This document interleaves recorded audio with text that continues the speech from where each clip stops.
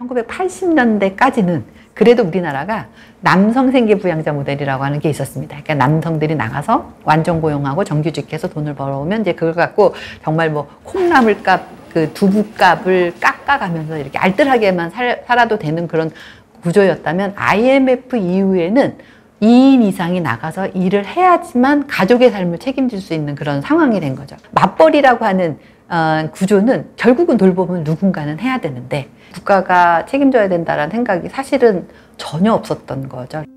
이후 일, 가정, 양립의 문제가 본격 대두되며 우리 사회에서도 돌봄의 공적 책임이 강화되기 시작했습니다. 하지만 공공보육의 양을 늘리는 데 초점이 가 있는 사이 놓치고 있던 부분도 많았습니다. 그때 OECD에서 놀랄 정도로 우리가 97%에 가까운 영아 보육률을 기록한 해가 있었어요.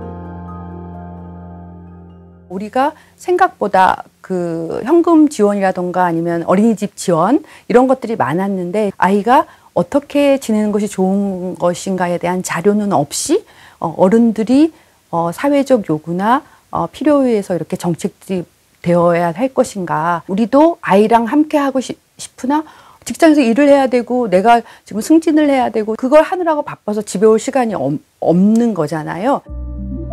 우리나라의 노동시간은 OECD 평균을 훨씬 웃도는 것은 물론 세계 최상위권 수준. 부모의 늦은 퇴근은 보육시설로도 모자라 어린아이들을 학원까지 전전하게 만들었습니다.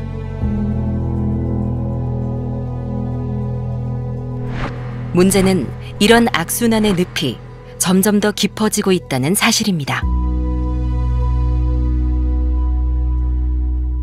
돌봄을 사회화를 한다고 해서 돌봄을 가족이 하지 않는 방식이 아니라 결국 이 일을 분담을 해야지 되는 거예요. 그러니까 이제 우리나라가 다른 나라에 비해서 좀 잘 안 돌아가는 구조 중에 하나가 기업 부분입니다.